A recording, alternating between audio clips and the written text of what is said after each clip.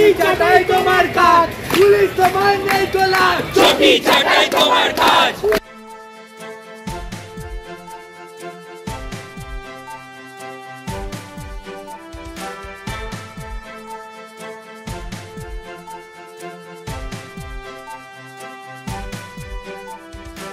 গোটা বাংলার মানুষ যেটা চাইছিল শেষ অবধি সেটা হলো। পিসির আরো একটা প্রিয় উইকেট আজকে পড়লো।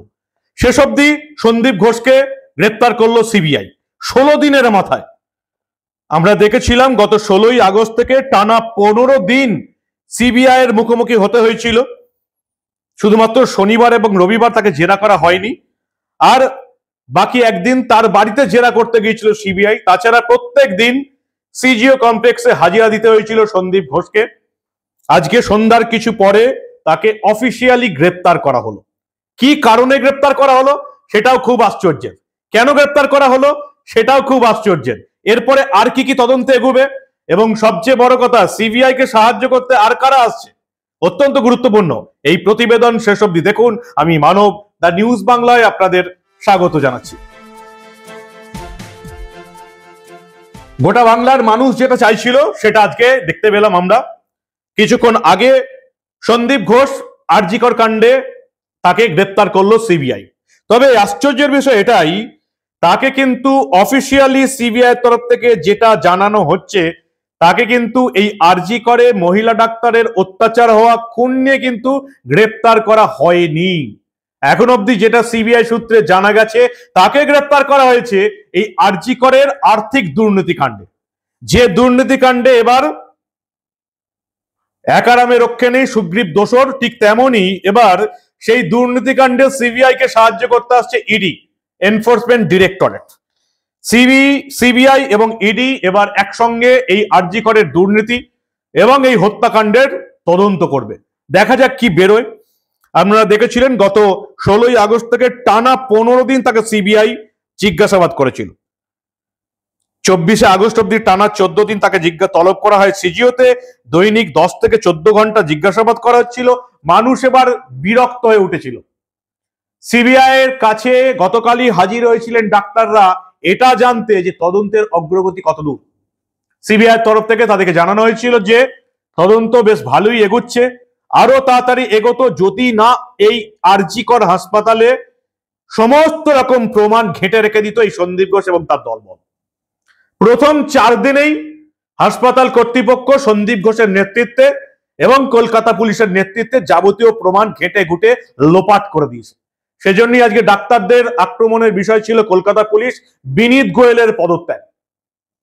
সমস্ত অপরাধের তথ্য প্রমাণ লোপাট করে দিয়েছে কলকাতা পুলিশ, এবং মমতা বন্দ্যোপাধ্যায়ের তত্ত্বাবধানে বিনীত গোয়েলের কলকাতা পুলিশ এই ডাক্তারি মেয়েটির নশ্বর দেহ, ডেড বডি যত তাড়াতাড়ি সম্ভব তৃণমূলের বিধায়কদের তত্ত্বাবধানে পুড়িয়ে দেওয়ার ব্যবস্থা করেছে। ওই মৃতদেহের মধ্যে, যেটা আমি 9 তারিখ সকাল থেকে বলে আসছি, ওই মৃতদেহের মধ্যে সমস্ত অপরাধীর প্রমাণ ছিল। তারা কামড়ে ছিল, ডিএনএ ছিল, আঁচড় ছিল, ডিএনএ ছিল, কিন্তু কলকাতা পুলিশ সমস্ত প্রমাণ লোপাট করে দিয়েছে। এই কেসে সবচেয়ে বড় অপরাধীর নাম হচ্ছে এই সন্দীপ ঘোষ, আরজিকর হাসপাতাল কর্তৃপক্ষ এবং মমতা বন্দ্যোপাধ্যায়ের কলকাতা পুলিশ। মমতা বন্দ্যোপাধ্যায় নিজে দাঁড়িয়ে থেকে এই ডাক্তারটির মৃতদেহ পোড়াবার ব্যবস্থা করেছেন। বাংলার মানুষ জেনে গেছে আসল অপরাধী কারা। তাদেরকে তো আর কোমরে দড়ি পরাতে পারবে না কেউ, সময় লাগবে, কিন্তু বাংলার মানুষের এটা জানা দরকার আসল অপরাধী কারা। একজন অপরাধী আপাতত সিবিআই হেফাজতে, এই গ্রেপ্তার করা হলো সন্দীপ ঘোষকে। আপনারা জানেন কলকাতা পুলিশ একমাত্র গ্রেপ্তার করেছিল সঞ্জয় রায়, সিভিক পুলিশকে। তার ঘাড়েই চাপাবার অনেক চেষ্টা চলেছে, এখনো চলছে। এই বাংলার মেইনস্ট্রিম মিডিয়া, কিছু মিডিয়া আছে, নবান্নের বিজ্ঞাপন বা একটা টিভি চ্যানেল এবং একটা খবরের কাগজ, তারা এই সিভিক পুলিশটাকেই মেন অপরাধী করে তাকে ফাঁসিতে তুলতে যায় নির্লজ্জভাবে। প্রতিদিন এই বাংলার এই একটা টিভি চ্যানেল এবং এই একটা সংবাদপত্র প্রতিদিন এই সিভিক পুলিশটার বিরুদ্ধে খবর করছে এবং বোঝানোর চেষ্টা করছে বাংলার মানুষকে সে একা দোষী। অন্যদিকে পোস্টমর্টেম রিপোর্ট বলছে সে একা নয়, আরো 3 থেকে 4 জন আছে। সমস্ত বিশেষজ্ঞরা, ডাক্তাররা বলেছেন। সেদিন আরজিকরের সেমিনার হলে যে কটা ডাক্তার অন্য হাসপাতাল থেকে গেছে তাদেরকে প্রত্যেকে পিছনে লাঠির বাড়ি মেরে জিজ্ঞাসাবাদ করা উচিত। তাদের কি কাজ ছিল ওই সেমিনার হলে। প্রত্যেকে যাদের যাদের ছবি এই মুহূর্তে আমরা ওই সেমিনার হলের দরজার সামনে বা সেমিনার হলের ভেতরে দেখতে পাচ্ছি, তাদের প্রত্যেককে জিজ্ঞাসাবাদ করা উচিত, কেন তারা ওখানে গেছিল। কাউকে ছাড়ার নেই। সিবিআই আজকে সন্দীপ ঘোষকে গ্রেপ্তার করলো। আমরা দেখলাম যে আজকে এই সিজিও কমপ্লেক্স থেকে তাকে নিয়ে আসা হলো নিজের প্যালেসে। কিছুক্ষণের মধ্যেই তার শারীরিক পরীক্ষা হবে, যতদূর সম্ভব কালকে প্রথম আওয়ারের মধ্যেই তাকে কোর্টে তোলে নিজেদের হেফাজতে নেবে সিবিআই। এই মামলা এখন আর শুধু এই অত্যাচার করে খুনের মামলা নেই, আপনারা জানেন এর সঙ্গে যোগ হয়েছে আরজি করের আর্থিক দুর্নীতি মামলা। সেই আরজি করের আর্থিক দুর্নীতির মামলা আর বেশ কিছু কাগজ আমাদের হাতে এসে পৌঁছেছে। আমরাও একটা প্রতিবেদন আপনাদের দেখাবো কি হবে মমতা বন্দ্যোপাধ্যায়ের স্বাস্থ্য দপ্তরের নাকের ডগায় স্বাস্থ্য দপ্তরের কর্তা ব্যক্তিদের একেবারে পারমিশন নিয়ে, অনুমতি নিয়ে এই দুর্নীতিটা হয়েছে। 16 দিনের মাথায় সন্দীপ ঘোষকে গ্রেপ্তার করা হলো। একবার দেখে নিন সেই পুরো ছবি, কি ছবি আমাদের হাতে আসছে সেই ছবিটা একবার দেখুন।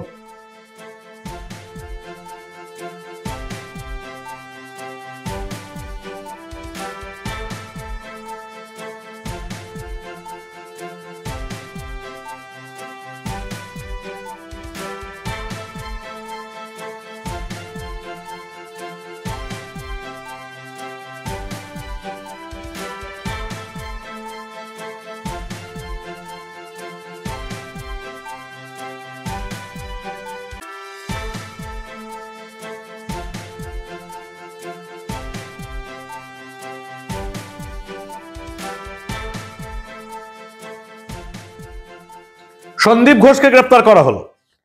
আপাতত যখন পুলিশ, হাসপাতাল কর্তৃপক্ষ এবং তৃণমূলের সরকার যেটা বুঝতে পারলো যে বাংলার মানুষকে আর বোঝানো যাবে না যে এই সিভিক পুলিশটাই একমাত্র দোষী, তখন তারা এটা প্রমাণ করার চেষ্টা করলো যত দোষ সন্দীপ ঘোষ।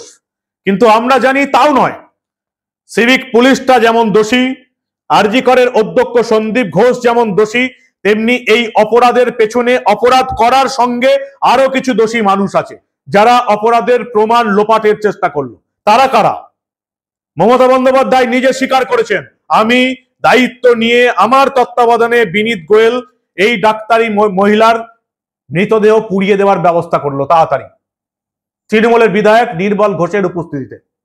আমরা জানতে চাই এই সিভিক পুলিশ এবং আরজি করের এই প্রাক্তন অধ্যক্ষ ছাড়া এই অপরাধ প্রমাণ লোপাট করার জন্য আর কারা দায়ী?